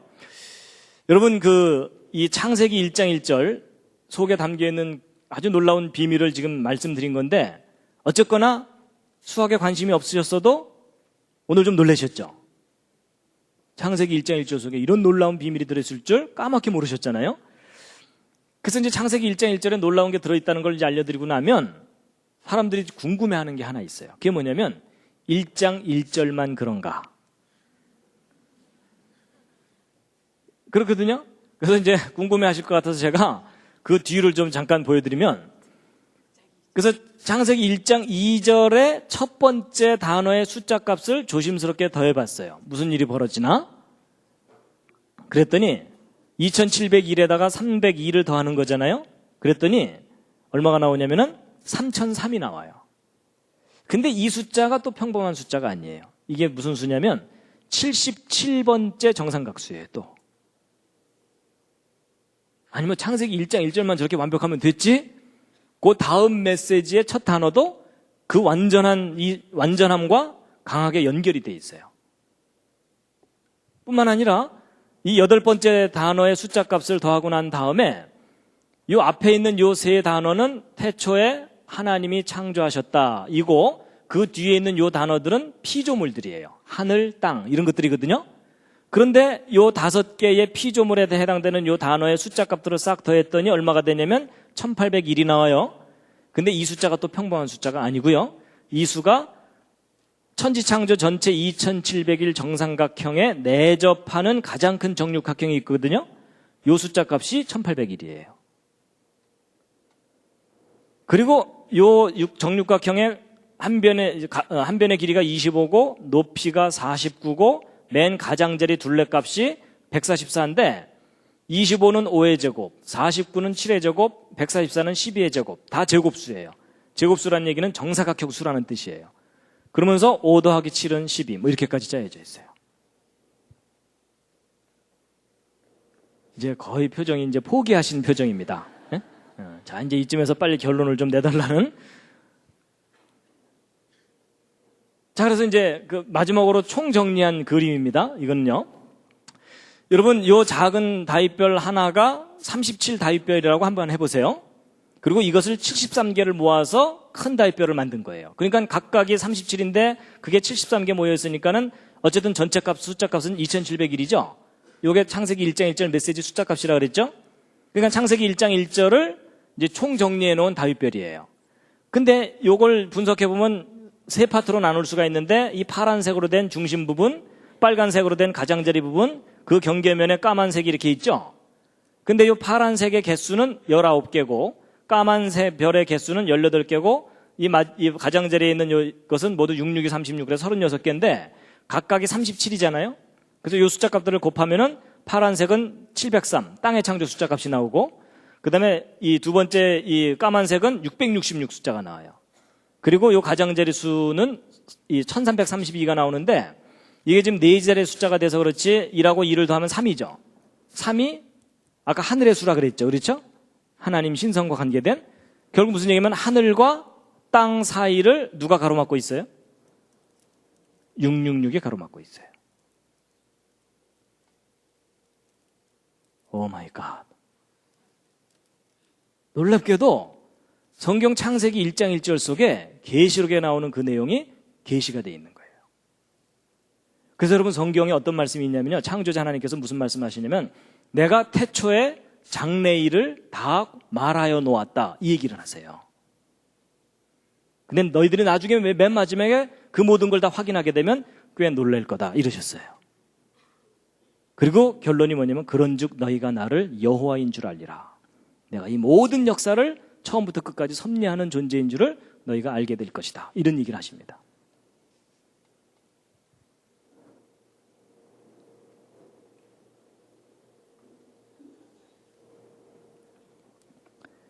그래서 이제 보세요. 여러분이나 저는 이미 하나님을 믿고 성경을 믿으니까 성경을 귀하다고 생각하잖아요. 근데 여러분 일반 사람들은, 일반 이 인본주의적인 교육을 받은 대부분의 사람들은 성경, 특히 창세기를 신화라고 생각해요. 그것도 이스라엘 사람들의 허술한 신화고 중동 지방에 나돌던 여러 신화를 베껴서 나름대로 자기들 신화를 만든 거다라고 그렇게 해석을 합니다. 근데 여러분 허술한 신화라고 생각하는 그 창세기의 제일 첫 번째 메시지가 수학적으로 분석해 보니까 이렇게 완벽해요. 여러분 과학의 가장 기초가 수학이에요. 그렇죠? 그러니까 수학적이라는 말은 과학적이라는 말과 같은 말이에요. 창세기 1장 1절 절대로 허술한 신화가 아닙니다. 자, 여러분 지금까지 이제 설명드린 내용 다 잊어버리셔도 괜찮습니다. 시험 안 봅니다. 시험 안 보는데요. 정말 중요한 요점을 놓치시면 안 됩니다. 그게 뭐냐면요. 여러분 이 창세기 1장 1절에 이 28개의 알파벳으로 된 이 메시지 중에 알파벳 하나라도 빠지거나 다른 알파벳이 끼어 들어가면 이 숫자 값들이 틀려지죠. 근데 여러분 이 숫자 값들이 1이라도 틀려지면 지금까지 여러분들에게 설명드렸던 그 완벽한 구조가 안개처럼 사라져 버려요. 맞죠? 알파벳 하나라도 잘못되면. 여러분 혹시 성경 말씀 중에 뭐 떠오르는 말씀 있지 않으십니까? 1.1획이라도. 여러분 2000년 전에 창조자 하나님께서 사람의 모습으로 오셨어요. 예수 그리스도이시죠. 그렇죠? 근데 그 예수 그리스도께서 마태복음 5장에 산상수훈 중에 무슨 말씀을 하시냐면 내가 율법이 뭐냐면 이 모세오경이에요. 그렇죠? 창세기부터 시작되는 율법이나 선지자나 폐하러 온 줄로 생각지 말라. 자, 이제 내가 왔으니까 율법 없던 걸로 치자. 이러려고 오셨다는 게 아닙니다. 폐하러 온 것이 아니고 완전케 하려고 왔다. 그러시면서 그 다음 하시는 말씀이 뭐냐면 내가 진실로 너희에게 이르노니 천지가 없어지기 전에는 이 율법에, 이 창세기부터 시작된 이 율법에 1.1획이라도 반드시 없어지지 아니하고 다 이루리라 하신 그 말씀이 사실입니다. 여러분 이 창세기부터 시작되는 이 말씀 중에 인간이 마음에 안 든다고 알파벳 하나라도 빼뜨리거나 다른 알파벳을 집어넣게 되는 순간 그 완전한 메시지가 사라져버립니다. 그 완전함이.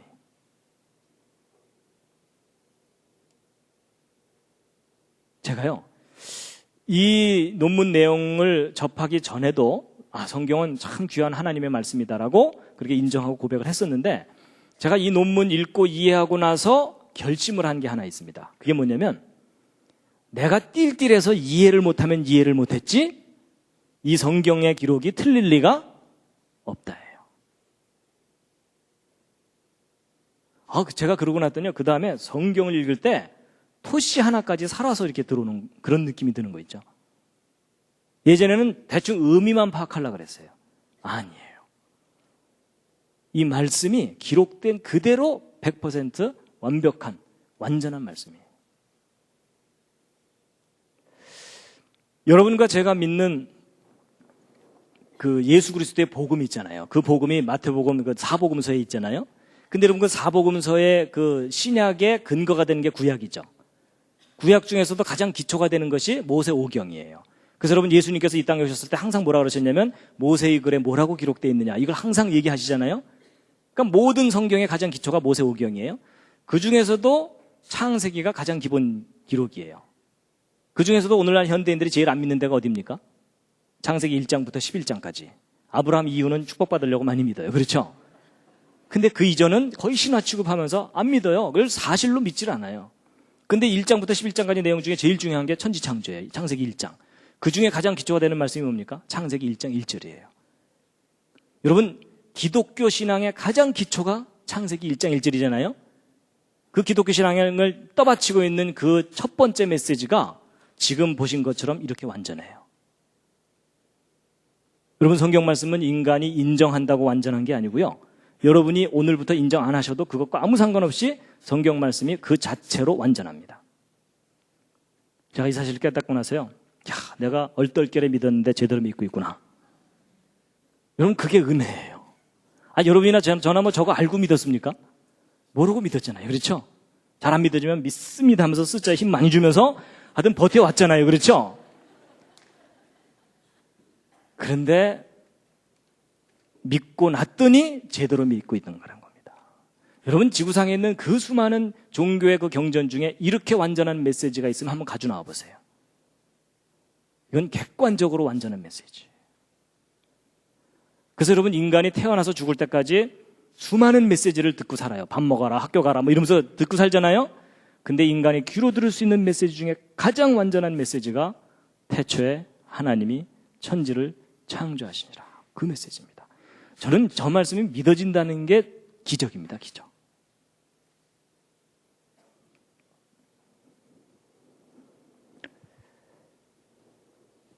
함께 한번 읽으시겠습니다. 시작. 여호와의 율법은 완전하여 영혼을 소성케 하고 여호와의 증거는 확실하여 우둔한 자로 지혜롭게 하며 여호와의 교훈은 정직하여 마음을 기쁘게 하고 여호와의 계명은 순결하여 눈을 밝게 하도다. 아멘.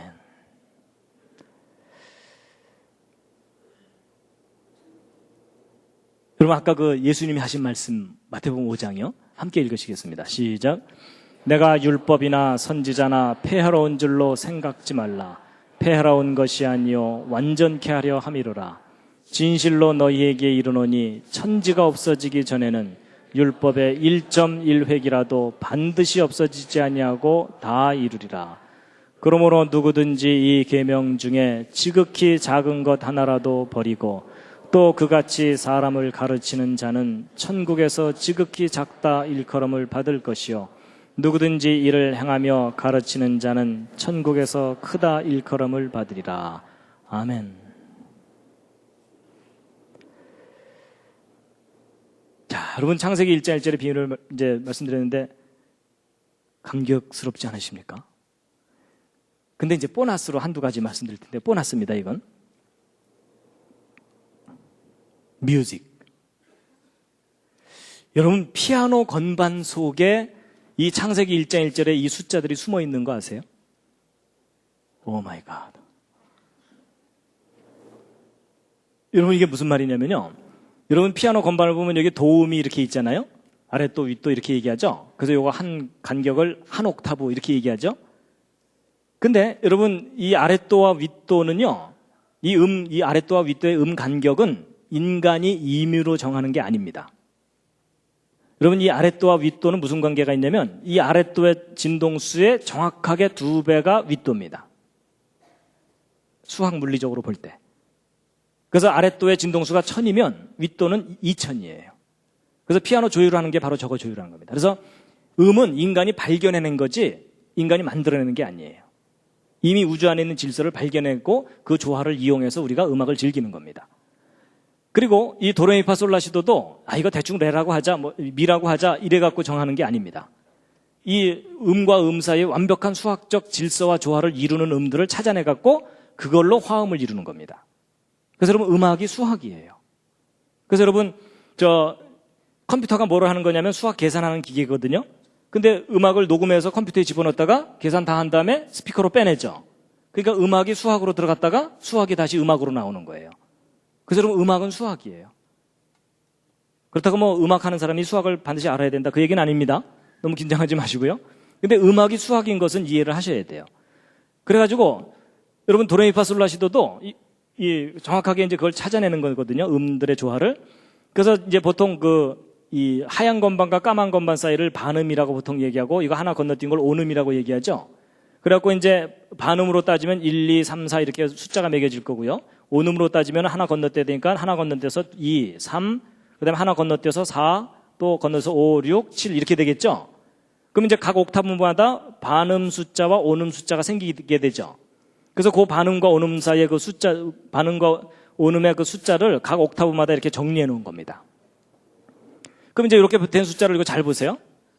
근데 이 숫자들을 보시면 아까 제가 창세기 1장 1절을 설명드리지 않았다면 이 속에 무슨 특별한 숫자들이 있는 거를 모르세요. 근데 창세기 1장 1절 얘기를 다 듣고 이해를 하고 나면 여기 잘 보시면 여기 7번째 조합 중에 눈에 띄죠. 37과 73. 이게 천지창조 숫자 조합이었잖아요. 그렇죠? 그리고 네 번째는 이게 4는 아까 땅이라는 걸 의미한다 그랬죠? 근데 네 번째가 37과 19인데 저게 땅의 창조 숫자 값이었어요. 그리고 두 번째는 13과 7인데 이게 아까 19 뒤집은 게 91이라 그랬죠? 그러니까 아까 창세기 1장 1절 설명할 때 나오는 그 숫자들이 저 속에 다 들어있어요. 우연일까요? 우연이 아닙니다. 여러분, 우리가 어떤 음악을 들을 때 저 음악 참 아름답다. 음악을 몰라도 아름답다고 하는 그런 음악이 있잖아요. 왜 우리가 그 음악에 감동을 하냐면 그 음악의 수학적 질서와 내 몸에 이 창조된 수학적 질서가 공명을 하기 때문에 그런 겁니다. 그건 무슨 얘기냐면 음악의 질서와 조화를 창조하신 하나님이 우리 몸도 창조하셨기 때문에 서로 조화를 이루도록 하셨다는 얘기입니다. 그래서 여러분 음악은 수학이에요. 근데 음악만 수학이 아니고요. 미술이 또 수학이에요. 무슨 말이냐면 여러분 이 미술이 이게 색이잖아요. 여러분 뭐 제가 옷을 잘 입었는데 하여튼 이렇게 어디 정장을 하고 갈 때 이 배색이 안 맞으면 영촌스럽죠. 저는 하여튼 대충 제가 입고 왔으니까 너무 저를 쳐다보지 마시고요. 여러분 어떤 옷을 딱 입었는데 색깔이 안 맞아갖고 영촌스러운 경우가 있고 옷을 딱 입었는데 참 멋있다 이런 경우가 있죠. 그게 뭐냐면 색과 색 사이에 완벽한 질서와 조화를 이루면 우리 눈에 아름답게 보이게 돼 있어요. 근데 여러분 저 색이 뭐예요? 수학이에요. 수학. 파장이고 수학이에요. 그래서 여러분 디지털 사진기로 사진 찍은 다음에 컴퓨터에 집어넣었다가 프린터로 또 빼내죠. 그러니까 색을 수학으로 집어넣었다가 수학에서 다시 색으로 빼내는 거예요. 그래서 여러분 색 미술도 수학이에요. 그래서 여러분 텔레비전 모니터도요. 정사각형으로 만들면 우리 눈이 피곤해요. 근데 가로 세로 비율을 적당하게 해주면은 눈에 싹 들어오면서 덜 피곤하거든요. 그게 바로 이 도형도 수학이고 우리 몸도 수학적으로 설계되어 있고 그게 질서와 조화를 이루면 우리가 편안하게 행복하게 느끼게 돼 있어요. 그러니까 하나님께서 이 우주를 수학적으로 설계를 하셨기 때문에 그래서 이런 말까지 하는데 이 좌절감이 드실지 모르겠지만 수학을 모르는 사람은 하나님이 하신 일의 반을 모른다 이렇게 얘기합니다. 죄송합니다. 그래서 여러분 하나님께서 이 우주를 정말 완벽하게 수학적으로 설계해 놓으셨어요. 그리고 또 제가 뭘 또 느꼈냐면요. 하나님께서는 수학자들도 사랑하신다는 걸 제가 깨달았어요. 왜냐하면요. 지금까지 설명드린 이 내용들 문과분들한테는 방언이에요. 그렇죠? 근데 여러분 제가 이 내용을요. 공과대 학생들이나 이과 학생들이나 수학하는 학생들한테 이 강의를 해주면요. 눈이 반짝반짝해져요. 그러니까 여러분 수학은 수학자들에게 언어고 그렇죠? 음악은 음악하는 사람들에게 언어예요. 그러니까 각 영역에 있는 모든 사람들에게 하나님께서 메시지를 주시는 거라는 거죠. 그래서 하나님이 이 우주를 기가 막히게 디자인해 놓으셨어요. 완벽한 질서와 조화를 이루도록. 자, 그 다음에 이제 신약에 나오는 숫자의 비밀을 하나 말씀드리고 이제 마칠 텐데요. 여러분 신약에 나오는 숫자 중에 이 중요한 숫자가 이 숫자입니다. 153. 여러분 저 숫자 어디선가 본 듯하지 않으십니까? 모나미 불편에 나오죠. 그렇죠? 거기 153이라고 나오죠? 그거 별로 눈여겨 안 보셨을 텐데요. 모나미 불편에 써 있는 그 숫자가 바로 이 성경에서 따온 저 숫자입니다. 그래서 거기다 집어넣은 거거든요. 그래서 이제 이 숫자가 어디에 나오냐면 예수님이 부활하신 다음에 베드로에게 나타나셔갖고 이 베드로가 밤새 고기잡이를 하다가 한 마리도 못 잡았죠. 근데 예수님께서 이제 뭐라 그러시냐면 배 오른편에 그물을 던져라. 그랬더니 베드로가 고기를 왕창 잡았는데 몇 마리요? 그게 이제 153마리예요. 근데 이제 보통 사람들은 성경 읽으면서 많이 잡았네 이러면서 넘어가잖아요. 보통 그렇잖아요.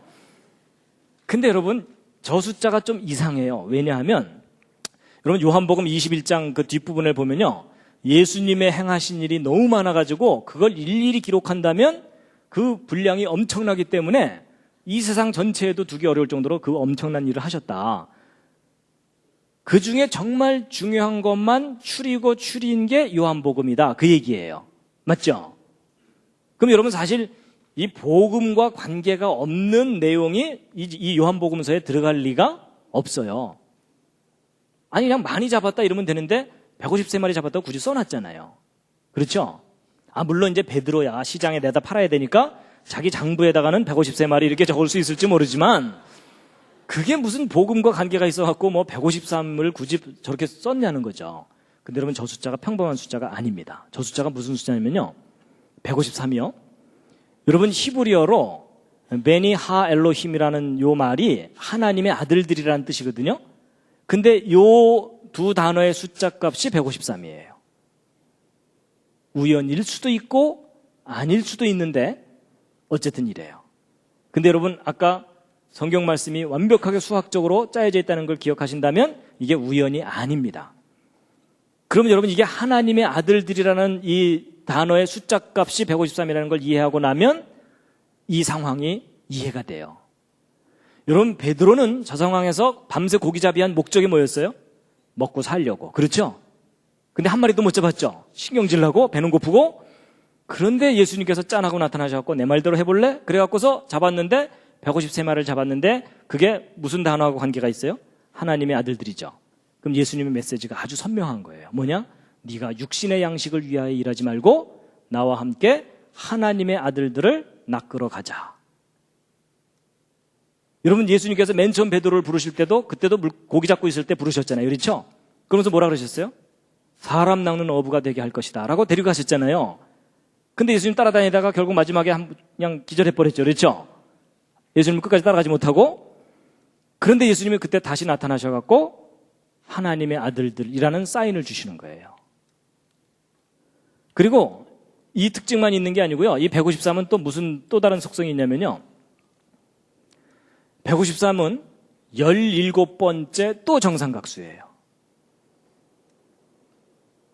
근데 여러분 1하고 7을 더하면 8이라 그랬죠? 새로운 시작과 관계되어 있어요. 그렇죠? 근데 여기서 끝나는 게 아니에요. 이 숫자가 무슨 숫자냐면, 여러분 153의 숫자가 어떤 숫자냐면 153은 1하고 5하고 3으로 이루어져 있죠. 근데 각각을 3승을 해보세요. 세제곱을 하면은 1하고 125하고 27이 되죠. 요 세 숫자를 한번 더 해보세요. 얼마가 나옵니까?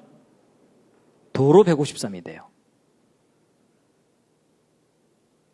거의 뭐 이해를 하신다기보다는 지금 거의 감상을 하시는 수준이 되셨습니다. 여러분 이런 수를 뭐라 그러냐면 트리플 큐브 넘버라 그러는데 각각을 3승을 했으니까 정육면체를 의미하는 거죠. 그렇죠? 근데 정육면체가 3개라는 얘기예요. 근데 여러분 아까 정육면체가 어떤 장소하고 관계되어 있다고 그랬죠? 지성소인데 저희가 거룩한 장소죠. 그럼 여러분 거룩함. 여러분 거룩하고 거룩하다. 지극히 거룩함이에요. 그럼 여러분 이 153이라는 숫자는 무엇을 상징하는 수냐면 거룩함을 상징하는 수예요. 여러분 거룩이라는 말이 뭐냐면 구별된다는 뜻이에요. 그렇죠? 구별된 수라는 거예요. 거룩함. 그럼 여러분 이게 거룩함이라는 걸 나타내는 거라면 이 상황이 더욱 확실해져요. 여러분 베드로 예수님을 배반했어요. 맞죠? 예수님이 부활하신 것까지 알지 모르지만 이미 예수님 앞에 나가기에는 자기는 배반을 했기 때문에 여러분 사람이 비전을 잃어버리면 죽는 이만 못해요. 그렇죠? 삶의 목적과 비전을 잃어버리면 죽는 이만 못한데, 그러고서 이제 틀렸다, 난 이제 먹고나 살자 이러면서 돌아간 거예요. 고향으로 돌아가서 밤새 고기잡이를 했는데 하나도 못 잡았어요. 근데 그때 예수님이 나타나셔서 153마리 잡게 하셨죠? 그럼 뭐예요? 네가 육신의 양식을 위하여 일하지 말고 나와 함께 거룩한 일을 다시 하자. 그 사인이 너무나 분명한 거예요. 근데 여러분 그렇다고 또 오해하시면 안 됩니다. 베드로가 이제 일단 셌으니까는 153이라고 썼을 거 아니에요. 이제 베드로가 이제 한 마리, 두 마리, 세 마리, 네 마리 쫙 이러다가 맨 마지막에 153 이러는 순간 무릎을 탁 꿇고 오 주여 이게 트리플 큐브 넘버이옵나이다.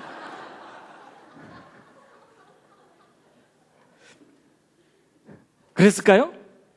아닙니다. 여러분 베드로는 저런 내용을 구체적으로 알 리가 없어요. 왜냐하면 성경을 보면 베드로는 일자무식 어부라고 돼 있어요. 맞죠? 그러니까 베드로가 저걸 알 리가 없어요. 근데 베드로는 저런 내용을 몰라도 저 정도 상황이면 예수님을 따라가게 돼 있어요. 왜냐하면 자기가 예수님을 배반했는데 직접 찾아오셔갖고 물고기를 그렇게 많이 잡게 하셨다는 얘기는 여전히 자기에게 관심이 있다는 얘기잖아요. 그렇죠? 그렇다는 얘기는 저 정도 되면 이제 베드로는 다시 그물을 버려두고 예수님 따라가게 돼 있거든요. 그러면 베드로가 알아듣지 않아도 될 저 153의 비밀은 도대체 누구를 위한 거냐 하는 거겠죠. 그렇죠? 어렵지 않습니다. 153이 거룩함을 나타내는 것이고 그게 트리플 큐브 넘버이고 거룩함을 나타내는 것이라는 것을 이해할 수 있는 모든 사람을 위한 메시지입니다. 바로 여러분과 저입니다. 그러면 그럼 차라리 하나님께서 그냥 톡 털어놓고 예수님께서 톡 털어놓고 야 나와 함께 거룩한 일을 하자 이러면서 그냥 데리고 가시면 되잖아요. 근데 왜 굳이 저렇게 숫자 속에 숨겨두셨을까요? 근데 여러분 성경은 뭔가 일관성이 있습니다.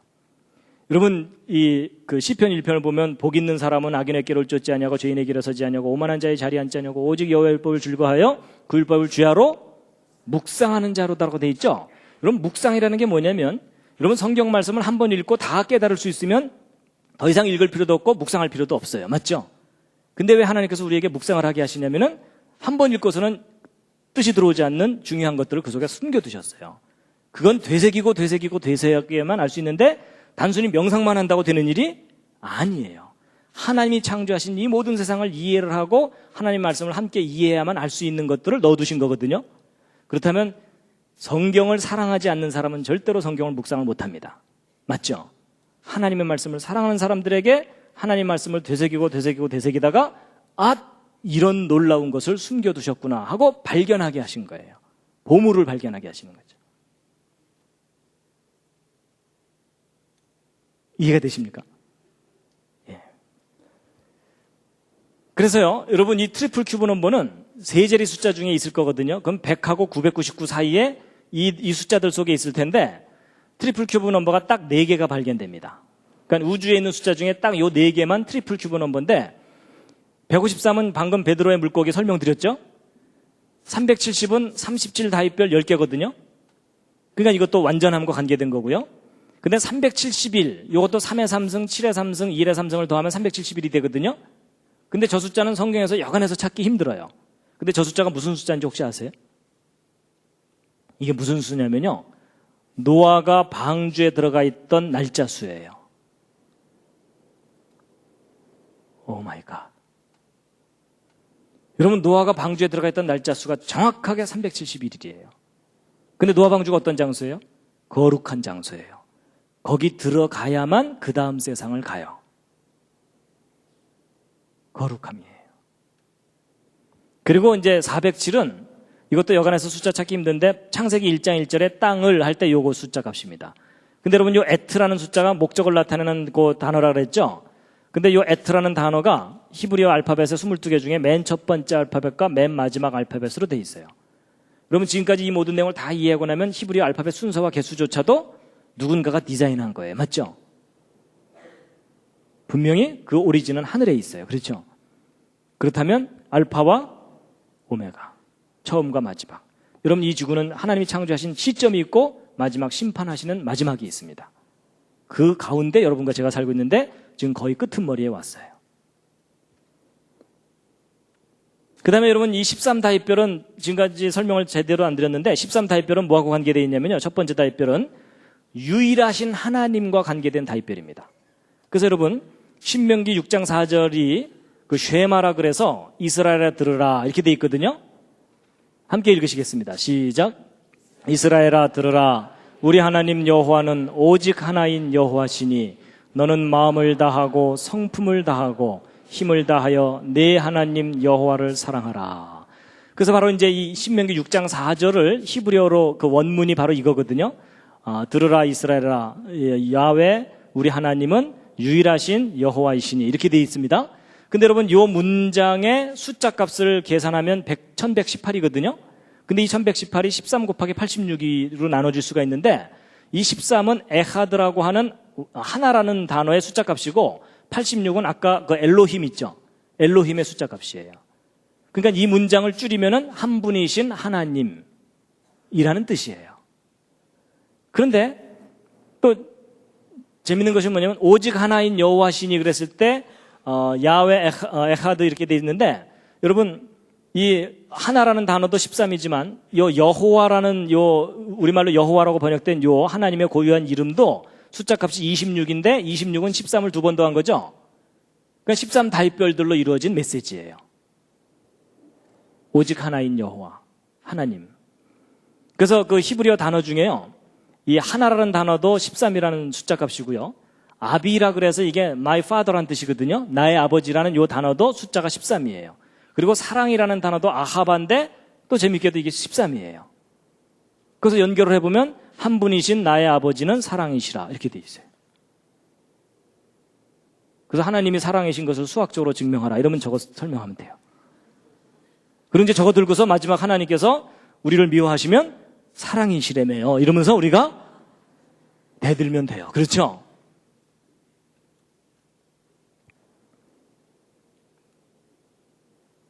그리고 여러분, 요한복음 1장 1절도 아까 제가 맨 처음에 시작할 때 읽은 말씀이거든요. 태초에 말씀이, 함께 읽으시겠습니다. 시작. 태초에 말씀이 계시니라. 이 말씀이 하나님과 함께 계셨으니 이 말씀은 곧 하나님이시니라. 이것의 헬라어 원문이거든요. 요 헬라어 원문에 아까 이 알파벳 숫자값 다 찾아서 계산하면 3627이 나오는데, 이게 39 곱하기 93이에요. 근데 여러분, 아까부터 37, 73, 91, 19, 39, 93 이렇게 나오죠. 근데 여러분, 이 39가 뭐냐면 13 다윗별 3개 더한 거죠. 그러니까 한 분이신 하나님에 관한 메시지가 요한복음 1장 1절이에요. 그러니까 놀랍게도 성경이 허술한 신화, 그냥 어느 한 종교에 그냥 별로 가치 없는 경전인 줄 알았는데 아닙니다. 완벽한 수학적 질서와 조화로 완벽하게 디자인된 메시지예요. 그래서 인간이 저 메시지를 변경시키지 못하도록 하나님께서 수학적으로 딱 설계해 놓으신 다음에 자물쇠를 딱 채워 놓으신 거예요. 봉인을 해 놓으신 거라는 거죠. 왜냐하면 저 말씀이 변질되면 모든 사람이 다 죽거든요.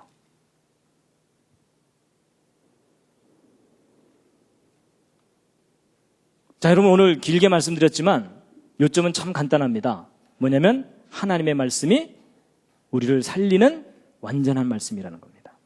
함께 읽으시겠습니다. 시작.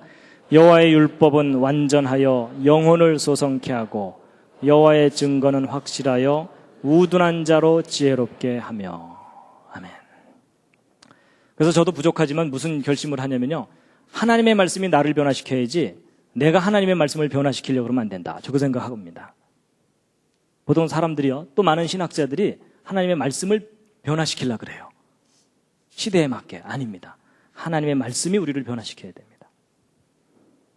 마지막 꽃다발입니다.